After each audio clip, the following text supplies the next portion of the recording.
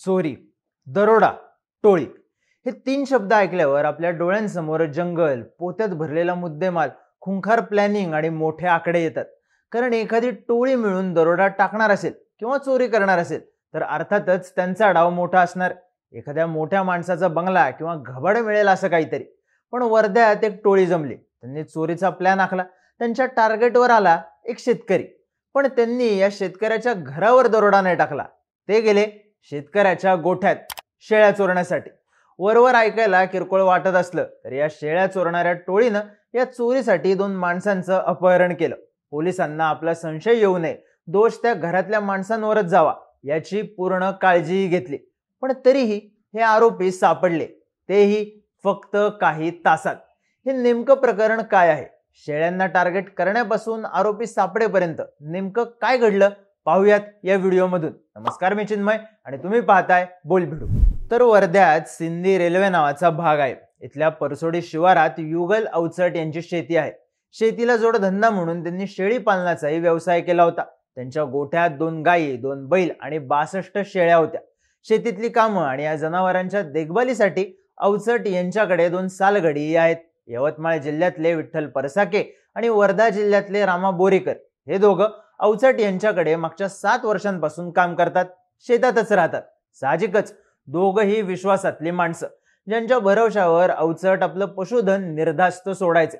28 फेब्रुवारीच्या रात्री शेतात काम करून अवचट घरी गेले. दुसऱ्या दिवशी सकाळी रोजच्या शिरस्त्याप्रमाणे शेतात आले आणि आल्या आल्या त्यांना मोठा धक्का बसला. अवचट यांच्या शेतातल्या गोठ्याचा दरवाजा तुटला होता. त्यांनी प्राण्यांकडे नजर फिरवली तर 2 गायी दिसल्या, 2 बैल दिसले, पण शेळ्यांचा पत्ता नव्हता. अवचट यांनी लगेचच शेतात आपल्या शेळ्यांना शोधायला सुरुवात केली. त्यांना शेळ्या सापडल्या, पण फक्त 9. रात्रीतून गोठ्यातल्या 51 शेळ्या गायब झाल्या होत्या. नेमकं काय घडलंय हे समजून घ्यायला त्यांनी आपल्या सालगड्यांना आवाज दिले, पण त्यांचे दोन्ही सालगडीही गायब होते. अवचट यांनी सगळीकडे आपल्या शेळ्यांचा शोध घेण्याचा प्रयत्न केला आणि सकाळीच पोलीस ठाण्यात तक्रारही दिली. 51 शेळ्या गायब झालेल्या, जवळपास 6 लाखांचं नुकसान झालं होतं. सगळ्या गोष्टींची माहिती असणारे सालगडी ही गायब होते. त्यामुळं अवचट यांचा आपल्या सालगड्यांवरचा संशय वाढला आणि त्यांच्या तक्रारीनुसार या दोघा सालगड्यांविरोधात पोलिसांनी गुन्हा नोंद करत तपासाची चक्र फिरवली. या 2 सालगड्यांनी चोरी केली असावी, शेळ्या घेऊन ते कुठेतरी पसार झाले असतील अशी चर्चा गावात दबक्या आवाजात सुरू होती. पोलीस वेगवेगळ्या दिशेनं तपास करत होते आणि त्याच वेळी गावात एंट्री झाली विठ्ठल परसाके आणि रामा बोरीकर या दोन्ही सालगड्यांची. ज्यांच्यावर संशय व्यक्त केला जात होता, जे आरोपी असतील अशी चर्चा सुरू होती, तेच गावात आल्यानं सगळ्यांनाच धक्का बसला. गावात आल्यावर या दोघांनी आपल्यासोबत नेमकं काय घडलं याची कहाणी सांगितली, ज्यामुळं तपासाची दिशा तर बदललीच, पण अवचट यांच्या सकट सगळ्यांनाच धक्का बसला. या दोघांनी सांगितलं की 28 फेब्रुवारीच्या त्या रात्री शेताजवळ गाडीचा आवाज आला. काही वेळानं गोठ्याच्या दारावर थाप पडली. काय घडतंय हे समजायच्या आधीच 4 ते 5 माणसं गोठ्यात घुसली. त्यांनी या दोघांना मारहाण केली, चाकूचा धाक दाखवला आणि गोठ्यात बांधलेल्या शेळ्यांना सोडलं. ही लोक येतानाच एक पिकअप घेऊन आली होती. त्यांनी गोठ्यातून शेळ्यांना बाहेर काढलं, हाकत हाकत पिकअप जवळ नेलं. रात्रीची वेळ होती, कुणी येण्याची शक्यता कमी होती, पण तरीही आपलं भांडं फुटू नये म्हणून या लोकांनी प्रचंड काळजी घेतली. शेळ्यांना गाडीत टाकताना कोणाला दिसले नसले तरी या 2 सालगड्यांनी आरडाओरडा करण्याची, गाडीचा पाठलाग करण्याची त्यांना भीती होती. या टोळीनं दोन्ही सालगड्यांना पुन्हा चाकूचा धाक दाखवला, मारहाण केली आणि डोळ्यांना पट्टी बांधून जबरदस्ती गाडीत बसवलं. शेताजवळून गाडी निघाली आणि ही टोळी शेळ्या, दोन्ही सालगडी यांना घेऊन पोचली मध्य प्रदेशमध्ये. मध्य प्रदेशच्या बैतूल जिल्ह्यात त्यांनी 1.5 लाख रुपयात या 51 शेळ्यांची विक्री केली. शेळ्या विकल्यावर या टोळीसाठी दोन्ही सालगड्यांचं काहीही काम उरलं नव्हतं. पण म्हणून त्यांनी या दोघांना नुसतं सोडलं नाही, तर शेळ्या विकून जे पैसे आले त्यातली काही रक्कम या दोघांच्या हातात ठेवली. पैसे घेत असल्याचा दोघांचा व्हिडिओही शूट केला. मग त्यांच्याकडून हे पैसे काढून घेतले आणि पुन्हा गाडीत टाकलं. मग या दोघांना बैतूल शहराजवळ गाडीतून उतरवलं. 2000 रुपये दिले आणि सांगितलं की याबद्दलची माहिती जर मालकाला किंवा पोलिसांना दिली तर जीव घेऊ. तुमचे पैसे घेत असल्याचे व्हिडिओही आमच्याकडे आहेत. पण या धमकीमुळे हे दोन्ही सालगडी घाबरले नाहीत. त्यांनी मिळेल त्या गाडीने नागपूर गाठलं. तिथून ते वर्ध्यात सिंधी रेल्वे भागात आले आणि मालकांना, पोलिसांना घडलेली सगळी हकीकत सांगितली.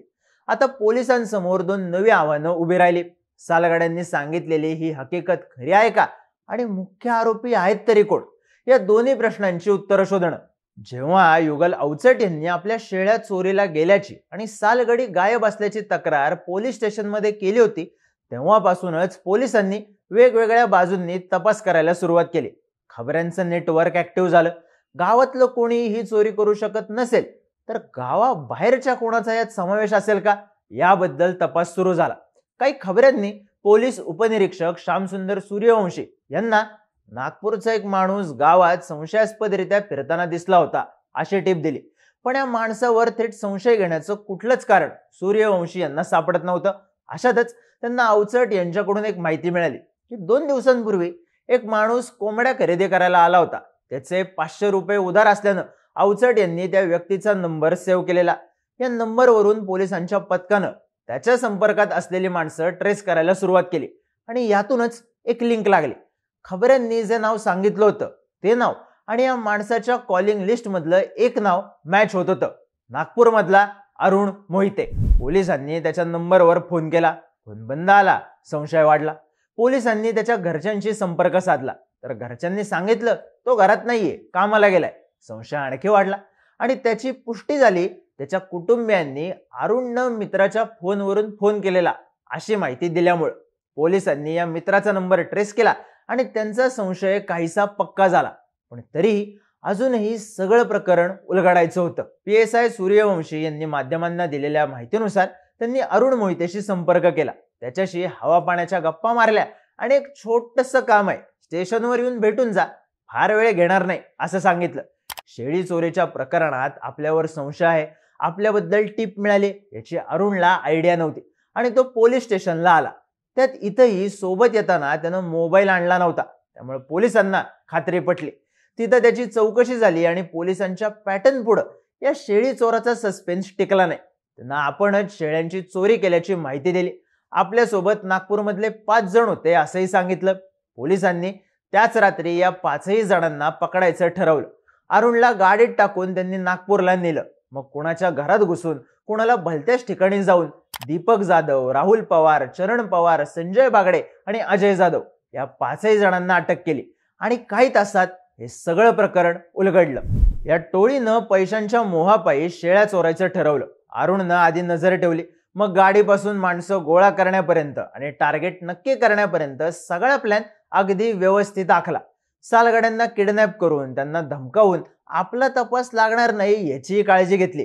पण पोलिसांचं, खबऱ्यांचं नेटवर्क, तंत्रज्ञानाचा वापर आणि ही केस लवकरात लवकर सोडवण्याची सगळ्या पोलीस पथकाची इच्छाशक्ती यामुळं आरोपी सापडले.